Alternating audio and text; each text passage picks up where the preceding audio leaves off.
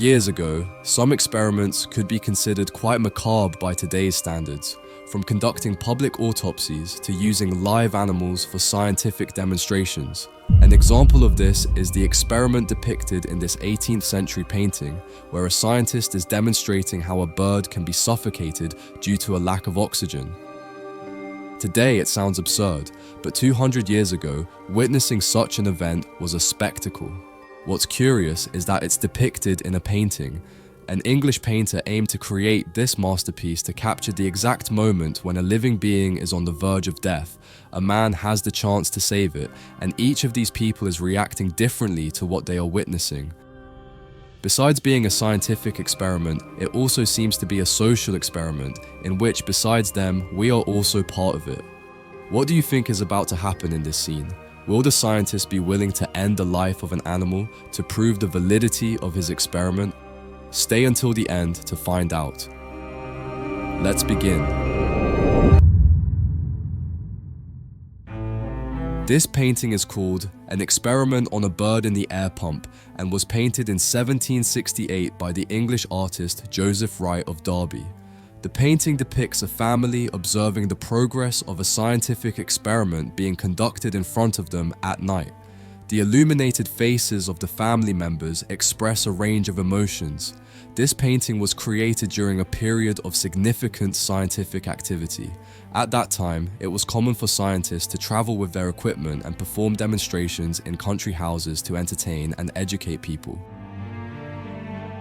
In the painting, a live bird is enclosed in a large glass jar, and the air is pumped out to create a vacuum.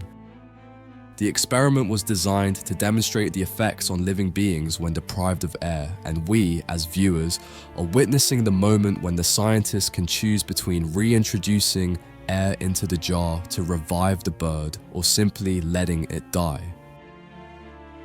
We will never know the result, as Wright provides few clues about what happened after he painted the scene. This sense of uncertainty, along with the emotional reactions of the family members, heightens the human drama of the painting. The effects of light are achieved through the chiaroscuro technique, which directs your focus toward the illuminated figures against the shadowed background. The white-haired scientist, who resembles a magician with his right hand on top of the jar, looks directly at you from the painting with a penetrating and captivating gaze. The gestures of the spectators, especially the children, express anguish, concern, and even detachment. The background of the painting is in shadow, except for a second light source, the beautiful full moon in the window on the far right. The youngest girl looks at the bird, and her shocked face is represented with great skill and sensitivity by the artist. She has a furrowed brow and tearful yet fascinated eyes. She clings to the dress of the older girl, who may be her sister, as they are wearing similar dresses. She covers her eyes in distress and is being consoled. This part of the composition represents a tender scene. The scientist looks at us intently and appears very excited. His lips are slightly parted and the skin on his face is flushed. The red fabric of his robe further accentuates the sense of drama. Wright seems to focus on the scientist's omnipotence. His left hand is on the air valve that will decide the fate of the bird, making his power over nature almost godlike. The bird is a beautiful cockatoo, slowly suffocating in the bottom of the glass jar. Wright may have chosen the bird for its size and color, which stand out against the dark background, rather than a less costly and more realistic species for the experiment. Perhaps the cockatoo was also chosen for its resemblance to a dove, a symbol of the Holy Spirit. When this painting was first presented, it was believed that the jar contained what was thought to be a pony's lung with a straw inserted to inflate and deflate it. However, it has since been identified as a partially dissolved skull. The scientist's right index finger seems to point to the skull, reminding the audience that he holds the control in this life or death moment. The man on the right side of the painting, in profile and subtly illuminated, appears lost in thought. Most of his body is in deep shadow, and he is not paying attention to the experiment, but has his gaze fixed on the jar with the skull, symbolizing death. he is likely contemplating his own mortality. Time is running out for the cockatoo. Every second counts. The man on the left side of the table holds a pocket watch in his left hand, probably to time the experiment. He might represent the cold, distant observer, while the young man behind him is clearly captivated by the experiment. The child is illuminated only by the moon. It is unclear whether he is in the process of retrieving the cage hanging from the ceiling because the bird is about to be saved, or if he is lifting it because the bird is about to die. Alternatively, he might be moving the curtain to allow the moonlight to enter the room. This young couple is more interested in each other than in the experiment, adding a touch of romance. Wright is known to have used friends and family in his paintings, and the man is probably his friend Thomas Cookman with his fiancée Mary Perler. If you're enjoying this video, I'd love for you to leave a like, as it would really help me out. Also, I want to remind you that now you can have this incredible painting in your home by purchasing it from our website. You'll get a reproduction as faithful as possible to the original, and you can also browse our catalogue with over 400 historical paintings to choose the one you like the most. Additionally, you can buy a phone case, so besides protecting your device, you'll have a piece of art in your pocket at all times. Shipping is free worldwide, so feel free to check out the catalogue once you finish watching the video.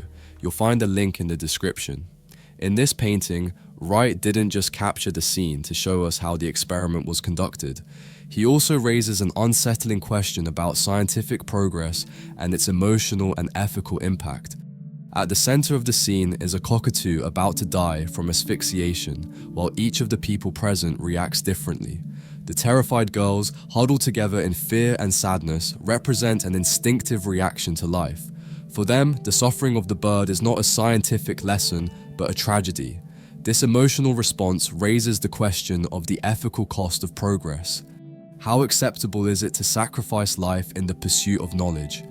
In an era of great discoveries, this question resonated deeply, and the girls act as a reminder of the compassion inherent in human nature, sometimes challenged by the search for scientific truth.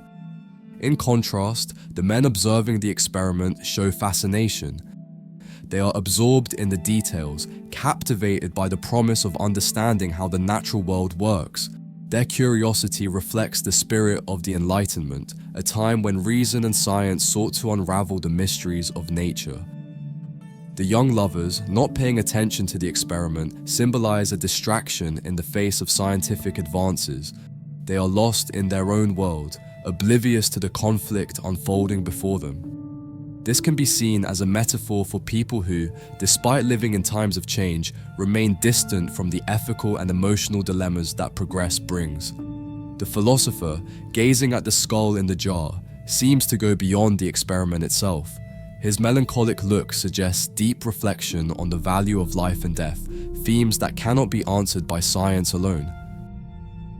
Finally, the young man letting the light into the room seems to symbolize those who make the advancement of knowledge possible, perhaps without questioning its moral cost. Overall, the painting shows how each person reacts differently to scientific progress, raising the question of how far we are willing to go in sacrificing life and ethics for the sake of knowledge. I'd love to know where you stand. Do you identify with the girls who are terrified of progress and its consequences, or with the men who are mesmerized by the advances of our society? Let me know in the comments. Thanks for making it to the end of this video. Leave a like if you found it interesting, and subscribe to see 2 analyses like this every week. See you in the next video. Bye.